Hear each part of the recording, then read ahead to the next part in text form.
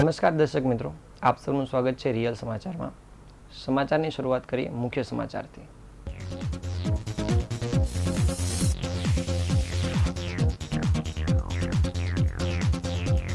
શ્રી રામજીની પ્રાણ પ્રતિષ્ઠાને લઈ તાપી માતાની 2 લાખથી વધુ દીવડાઓ પ્રજ્વલિત કરી થશે મહાઆરતી. ગુરુકુળમાં માનવ સાંકળથી ધનુષ બાણ બનાવી લખાયું શ્રી રામ. રામજી પાસેથી સદગુણ લઈ બાળકોએ સ્વચ્છતાથી જમવાના બગાડ સામે લીધા સંકલ્પ. ઉધનામાં સોનલ ઇન્ડસ્ટ્રીઝમાં ડીજીવીસીએલની ડીપીમાં ધડાકા સાથે લાગી આગ.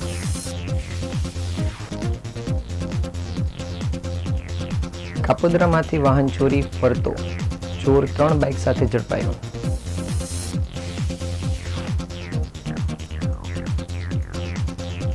સુરતના જરૂરિયાતમંદ લોકો માટે ફરતી એમ્બ્યુલન્સનું લોકાર્પણ કરાયું.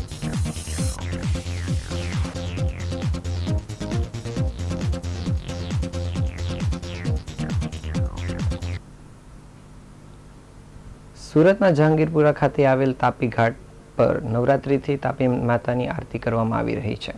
હાલમાં ભગવાન શ્રી રામની અયોધ્યા ખાતે પુનઃ પ્રાણ પ્રતિષ્ઠા સમારોહને લઈ આ ઘાટને 2 લાખથી વધુ દીપોથી શણગારવામાં આવનાર છે. તેમજ તાપી માતાની ભવ્યથી ભવ્ય આરતીનું પણ આયોજન કરવામાં આવ્યું છે. જહાંગીરપુરા ખાતે આવેલ તાપી ઘાટ પર તાપી નમસ્તુભ્યમ ચેરિટેબલ ટ્રસ્ટ દ્વારા તાપી માતાની આરતી કરવામાં આવી રહી છે. સાથે ગંગા ઘાટ પર થતી મહાઆરતીની જેમ દરરોજ તાપી માતાની ભવ્ય આરતી કરીને લોકોમાં તાપી માતાની આરતીને લઈ માતમ વધે તેમજ સ્વચ્છતાને લઈ લોકો આગળ આવે તે માટે આ પ્રયાસ કરવામાં આવી રહ્યા છે. તો હાલમાં 22મી તારીખના રોજ અયોધ્યામાં નવનિર્મિત રામ મંદિરની પ્રાણ પ્રતિષ્ઠાને લઈ આવતીકાલને રવિવારના રોજ તાપી નમસ્તુભ્યમ દ્વારા 2 લાખ દીપોનો શણગાર તાપી ઘાટ પર કરવામાં આવનાર છે. તેની સાથે સાથે સાંસ્કૃતિક કાર્યક્રમ અને તાપી માતાની ભવ્ય મહાઆરતીનું પણ આયોજન કરવામાં આવ્યું છે. ઉપરાંત સુરતની સ્વચ્છતામાં પ્રથમ ક્રમાંક આપવામાં મદદરૂપ થનાર એવા સફાઈ સેવકોનું પણ સન્માન કરવામાં આવશે.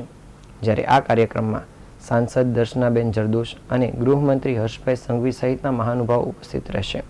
જે કાર્યક્રમની તમામ વિગત ટ્રસ્ટના પ્રમુખ દ્વારા પત્રકાર પરિષદમાં આપવામાં આવી હતી.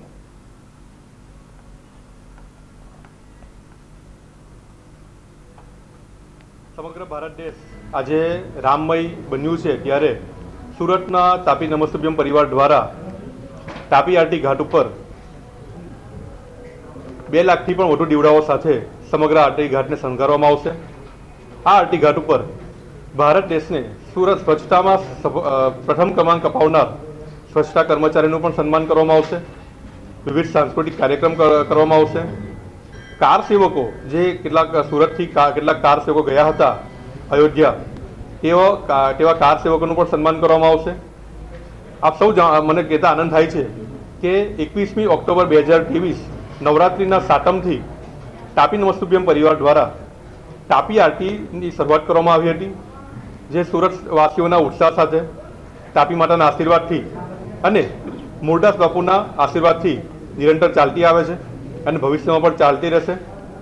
આ કાર્યક્રમ તાપી આરતીનો વધુ વ્યાપ્ત થાય, લોકો વધુ પ્રમાણમાં આ આરતીનો લાભ લે, ભવિષ્યમાં તાપી આરતી ઘાટ સુરતનું નવું નજરાણું બને તે હેતુથી અહીં સમયાંતરે સફાઈના અભિયાન પણ ચાલતા રહે છે. આ આરતી ઘાટ ઉપર 21 તારીખે સાંજે 5 કલાકથી આ કાર્યક્રમની શરૂઆત થશે. આ કાર્યક્રમમાં આપને જણાવ્યા મુજબ વિવિધ સાંસ્કૃતિક કાર્યક્રમ, દીવડાઓથી સમગ્ર આરતી ઘાટને શણગારવામાં આવશે. તાપી માતાની હજારો ભક્તો સાથે મહાઆરતી થશે. સુરતમાં અયોધ્યામાં થનારી રામ મંદિરની પ્રાણ પ્રતિષ્ઠાની દબદબાભેર ઉજવણી શરૂ થઈ ગઈ છે. અલગ અલગ લોકો અને સંગઠનો અને સંસ્થાઓ દ્વારા અનોખી રીતે ઉજવણી કરવામાં આવી રહી છે. ત્યારે વેડરોડ ખાતે આવેલા સ્વામિનારાયણ ગુરુકુલમાં માનવ સાંકળથી ધનુષ્ય અને બાણ બનાવવામાં આવ્યું હતું. બીજી તરફ કતારગામ વસાદેવડી રોડ સ્થિત કોમ્યુનિટી હોલ ખાતે આબેહૂબ રામલલ્લાની રંગોળી બનાવવામાં આવી હતી. અયોધ્યાના પ્રાણ પ્રતિષ્ઠા મહોત્સવ નિમિત્તે સુરત ગુરુકુળમાં અનોખી ઉજવણી કરવામાં આવી રહી છે. વેડરોડ સ્થિત આવેલા ગુરુકુળમાં માનવ સાંકળથી ધનુષ બાણ તૈયાર કરવામાં આવ્યું છે. વિદ્યાર્થીઓએ ધનુષ બાણની આકૃતિ બનાવી શ્રી રામ લખ્યું હતું. અયોધ્યામાં ભગવાન શ્રી રામની પ્રાણ પ્રતિષ્ઠા મહોત્સવને લઈને સમગ્ર દેશના લોકોમાં ઉત્સાહ જોવા મળી રહ્યો છે. ત્યારે લોકો અલગ અલગ રીતે પોતાનો ઉત્સાહ વ્યક્ત કરી રહ્યા છે. ગુરુકુળના વિદ્યાર્થીઓએ શ્રી રામ શબ્દની સાથે ધનુષ્યની પ્રતિકૃતિ રચી રામજી પ્રત્યેની શ્રદ્ધા બતાવી હતી.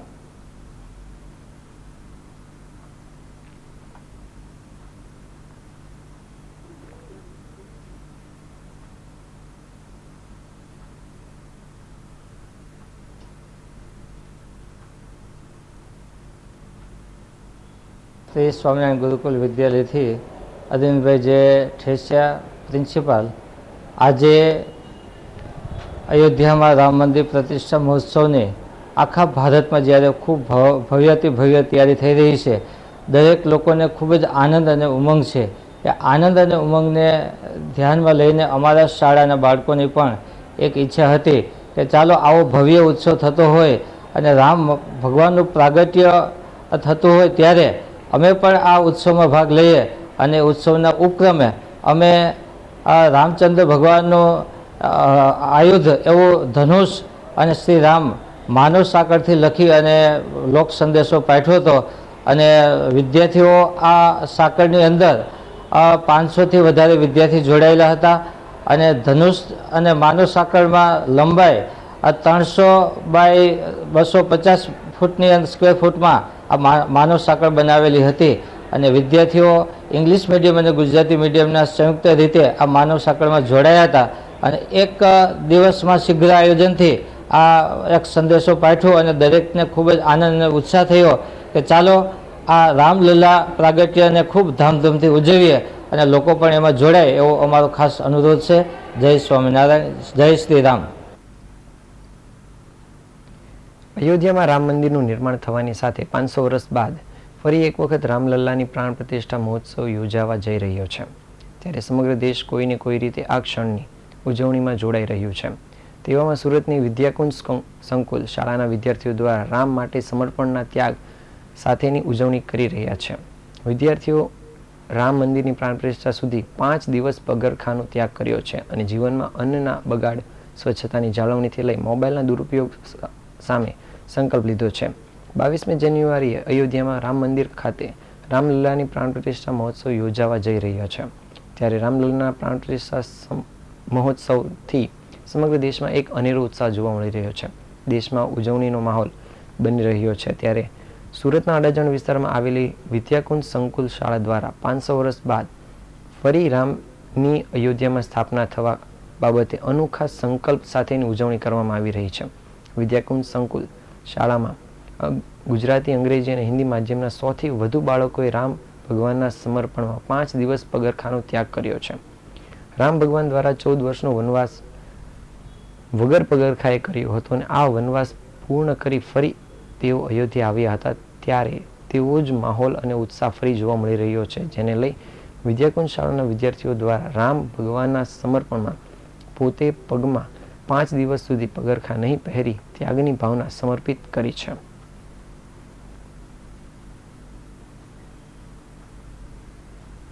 વિદ્યાકુંજ સંકુલ અડાજણ ખાતે રામોત્સવ છેલ્લા 5 દિવસથી ઉજવાઈ રહ્યો છે. ખૂબ આનંદ અને ઉત્સાહ પૂરા દેશમાં, પૂરા વર્લ્ડમાં છે. ત્યારે અમારા વિદ્યાર્થીઓ, અમારા સંકુલના તમામ કર્મચારીઓ એ રામના રંગે રંગાયા છે અને રામને રાજી કરવા માટે અનેકવિધ કાર્યક્રમો કરી રહ્યા છે. વિદ્યાકુંજમાં તારીખ 18 થી 22 સુધી વિવિધ કાર્યક્રમો નક્કી થયા છે. એ કાર્યક્રમ અંતર્ગત પહેલા દિવસે મંદિર સફાઈ, ઘર સફાઈ અને શાળા સફાઈ અને શણગાર એવો કાર્યક્રમ હતો. ગઈકાલે સરસ મજાનો આંગણ સજાએંગે, દીપ જલાએંગે કાર્યક્રમ કર્યો. આજે રામ રતન ધન પાયો કાર્યક્રમ છે. આવતીકાલે અયોધ્યાથી અમે માટી લાવ્યા છે, તે માટી અને જળનું પૂજન અને તિલકનો કાર્યક્રમ છે. ખાસ કરીને વિશેષ તો મારા વિદ્યાર્થીઓ જે વ્રત લીધું છે, મેં જ્યારે નક્કી કર્યું કે 17 તારીખથી 22 તારીખ સુધી હું બૂટ નહીં પહેરું, ચંપલ નહીં પહેરું, અન્ન નહીં ખાઉં, આવા નિયમો લીધા, ત્યારે એનાથી પ્રેરાઈને અમારા વિદ્યાર્થીઓએ પણ પોતે 4-5 દિવસ ચંપલ નહીં પહેરે, મોબાઈલ નહીં અડકે, સાથે સાથે અન્નનો બગાડ નહીં કરે એ માટે એ પોતાની થાળીમાં ભલે ગમતી વસ્તુ નહીં હોય તો પણ ખાઈ લેશે, અન્નનો બગાડ નહીં કરે એવો સંકલ્પ કર્યો છે ને એ નિયમ આધારે એ લોકો અત્યારે વ્રત પાળી રહ્યા છે. સાથે સાથે મોબાઈલ નહીં લેવો અને સ્વચ્છતાને કાયમ જીવન મંત્ર બનાવો એવા અનેક પ્રકારના મારા વિદ્યાર્થીઓ પણ આ પ્રેરણા લઈને રામને રાજી કરવા માટે આવા વ્રત લીધા છે. સુરતના ઉધના ખાતે આવેલ સોનલ ઇન્ડસ્ટ્રીયલમાં આગની ઘટના બની હતી, જેમાં આગ ભાગદોડ મચી ગઈ હતી. આગની જાણ થતાં જ ફાયર બ્રિગેડ ઘટના સ્થળે દોડી આવ્યું હતું, જે આગ બાદ પાણીનો મારો ચલાવી તેમાં કાબુ મેળવાયો હતો. ઉધના વિસ્તારમાં આવેલ સોનલ ઇન્ડસ્ટ્રીયલમાં મનપા વોર્ડ ઓફિસની સામે ડીજીવીસીએલની ડીપીમાં આગ ધડાકા સાથે લાગી હતી. ડીપીમાં ધડાકા બાદ આગ લાગતા લોકોમાં ભાગદોડ મચી જવા પામી હતી. જ્યારે રાહદારીઓ દ્વારા આગની જાણ ફાયર બ્રિગેડને કરવામાં આવી હતી, જે બાદ પાંડેસરાના ફાઇટર ઘટના સ્થળે દોડી આવ્યા હતા અને આગને કાબૂમાં લીધી હતી. આ આગ લાગવાની ઘટનામાં ડીપી બળીને ખાખ થઈ ગઈ હતી. જોકે સદનસીબે આ ઘટનામાં કોઈ પણ પ્રકારની જાનહાનિ થવા પામી નથી.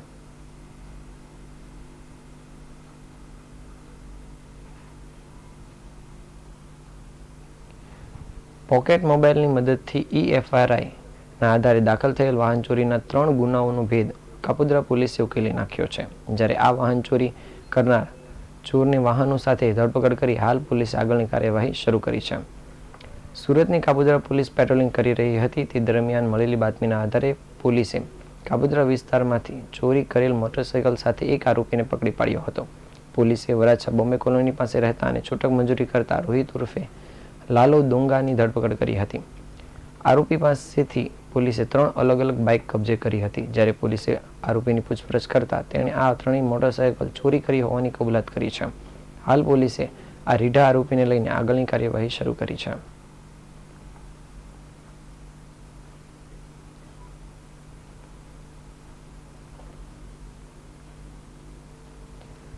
સુરતમાં નુરાની મકાતીબ ટ્રસ્ટ અને ગુલશન-એ-અહમદ ટ્રસ્ટ દ્વારા દરેક ધર્મની સેવા માટે ફરતું દવાખાનું એક એમ્બ્યુલન્સ બનાવીને આજરોજ શરૂ કરવામાં આવી હતી, જેમાં પ્રદેશ અધ્યક્ષ CR પાટીલના હસ્તે લીલી ઝંડી બતાવીને મેડિકલ વાનની શરૂઆત કરાઈ હતી. લોકોની સેવા માટે નુરાની મકાતીબ ટ્રસ્ટ અને ગુલશન-એ-અહમદ ટ્રસ્ટ દ્વારા અનોખી પહેલ કરાઈ છે, જેમાં મોંઘી દાટ દવાઓની ખરીદી કરીને માત્ર 20 રૂપિયામાં નજીવા ભાવે દરેક ધર્મના લોકોના ઘરે સુધી જઈને દવા આપવામાં આવશે. આ મેડિકલ વાન શહેરના સ્લમ વિસ્તારમાં જઈને બીમાર લોકોનો ઇલાજ કરશે. ઇલાજ કરવા માટે પૂરતી સુવિધાઓ મેડિકલ વાનમાં કરવામાં આવી છે. મેડિકલ વાનમાં ડૉક્ટર તથા સ્ટાફ પણ કાર્યરત રહેશે અને મેડિકલ વાનની શરૂઆત આજ રોજ પ્રદેશ અધ્યક્ષ CR પાટીલના હસ્તે કરાઈ હતી. વધુમાં ટ્રસ્ટના સંચાલક દ્વારા જણાવ્યું હતું કે અગાઉ પણ એવી 2 મેડિકલ વાન કાર્યરત કરાઈ હતી, જેમાં અત્યાર સુધી ઘણા લોકો દ્વારા લાભ લેવાયો છે અને હવે આ 3જી વાન દ્વારા વધુને વધુ લોકો દ્વારા લાભ લેવામાં આવશે.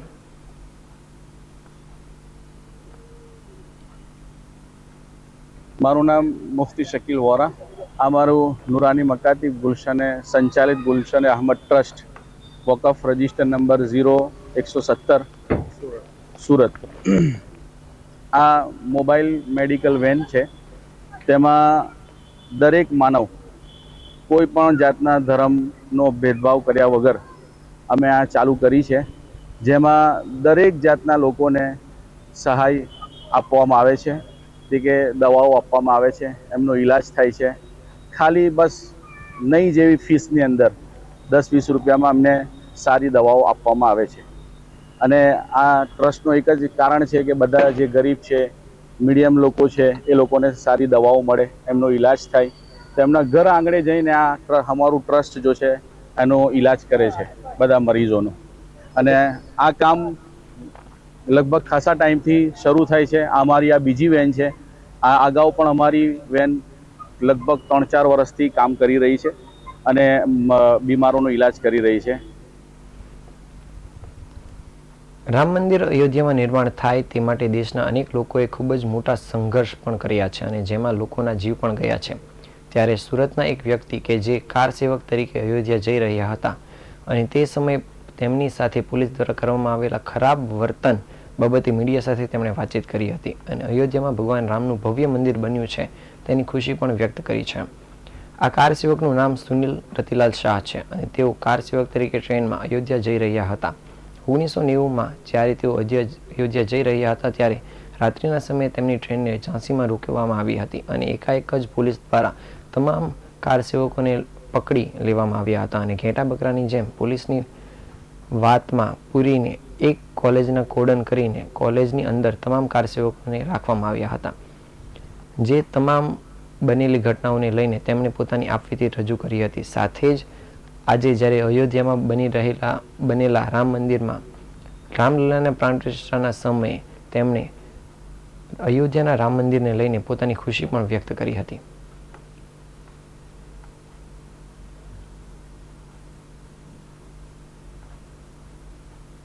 રતિલાલ શાહ મારું નામ છે અને 90માં અમે કાર સેવા માટે સ્વયં ગયા હતા રામ જન્મભૂમિ ન્યાસમાં. તો એ વખતે અમે જતા હતા અયોધ્યા અને ટ્રેન એકાએક ઝાંસી રોકાઈ ગઈ રાત્રે મોડી સાંજે અને એકાએક જ બધાને પોલીસો આવીને અમને બધાને સીધી ઘેટા બકરાની જેમ મોટી મોટી વાનમાં ભરી દેવા માંડ્યા અને સીધા અમારા માટે જેલ ટેમ્પરરી એક કરેલી હતી મોટી કોલેજ છૂટી હતી એમાં જ્યાં જગ્યા મળે ત્યાં ઘેટા બકરાની જેમ બધાને ભરી દીધા હતા. 1.5-2 દિવસ સુધી કોઈ ફેસિલિટી ના આપી. અમારે ખાવું પીવું સંડાસ પાણી આવું બધી તકલીફ હતી. પણ તે વખતે લોકો ત્યાંના હતા એમને થોડીક મદદ આપેલી હતી.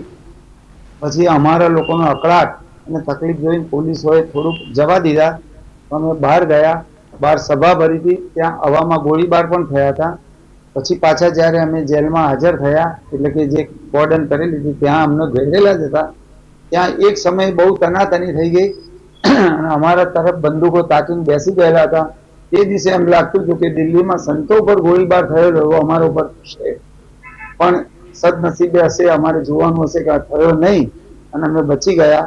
અને એમાં એક ખરાબ યાદ અમારી સાથે જોડાયેલી હતી કે અમારામાંના એકનું મૃત્યુ થયું અને એના અસ્થિ લેવા જવા થયું અને જ્યારે સહી કરાઈને અસ્થિ આપી અને તે ખરાબ વર્તન જોયું ત્યારે અમારી આંખમાંથી અમારા મિત્રનો ખોયાનો પાણી નીકળી ગયા હતા.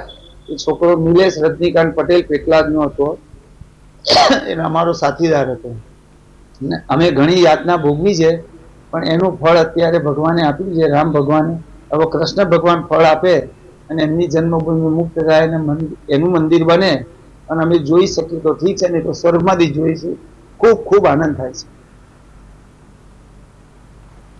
સુરતમાં નગર પ્રાથમિક શિક્ષણ સમિતિ સંચાલિત કવિશ્રી ઉચ્ચનશ પ્રાથમિક શાળામાં આજરોજ નિર્ભય પ્રાર્થના હોલનું લોકાર્પણ કરવામાં આવ્યું હતું. રાજકીય મહાનુભાવોની ઉપસ્થિતિમાં આ લોકાર્પણ કાર્યક્રમ સંપન્ન થયો હતો. સુરત શહેર નગર પ્રાથમિક શિક્ષણ સમિતિ સંચાલિત અને પાલનપુર વિસ્તાર ખાતે આવેલી કવિશ્રી ઉચ્ચનશ પ્રાથમિક શાળામાં આજરોજ નિર્ભય પ્રાર્થના હોલનું ઉદ્ઘાટન કરાયું હતું તેમજ તૈયાર અન્ય પ્રકલ્પોનું પણ લોકાર્પણ થયું હતું. તેની સાથોસાથ આ શાળામાં ફરજ બજાવતા વરિષ્ઠ શિક્ષિકા કલ્પનાબેન પટેલનો વિદાય કાર્યક્રમ પણ યોજાયો હતો. આ કાર્યક્રમમાં સુરત મહાનગરપાલિકાના ચેરમેન તેમજ અન્ય પદાધિકારીઓ ઉપરાંત રાજકીય અગ્રણીઓ અને સામાજિક અગ્રણીઓ ઉપસ્થિત રહ્યા હતા. આ કાર્યક્રમમાં મોટી સંખ્યામાં શાળાના વિદ્યાર્થીઓએ હાજરી આપી હતી.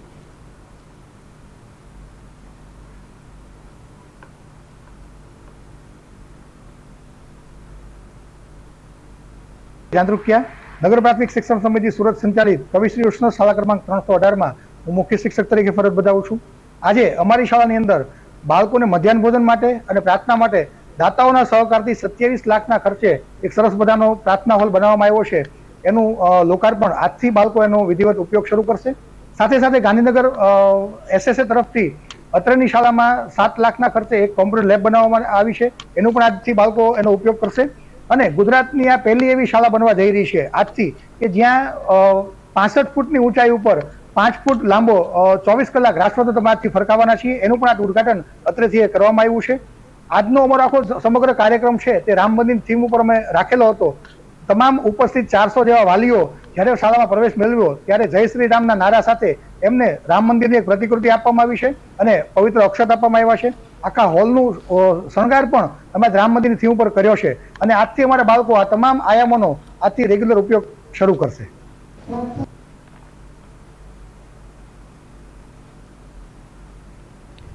સમાચારના અંતે ફરી એક નજર કરીએ મુખ્ય સમાચાર પર.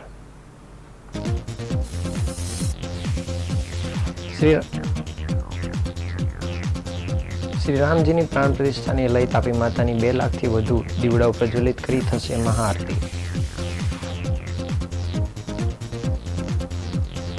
ગુરુકુળમાં માનવ સાંકળથી ધનુષ બાણ બનાવી લખાયું શ્રીરામ.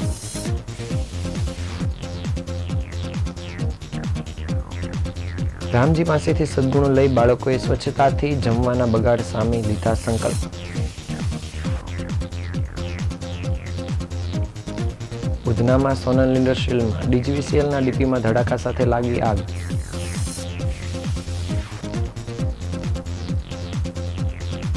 કાપોદ્રામાંથી વાહન ચોરી કરી ફરતો ચોર 3 બાઇક સાથે પકડાયો.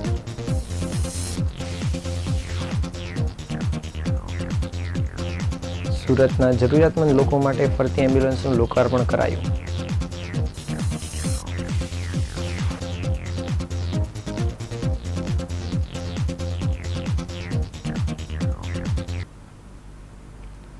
આ હતા અત્યાર સુધીના રિયલ સમાચાર. ફરી મળીશું. નમસ્કાર.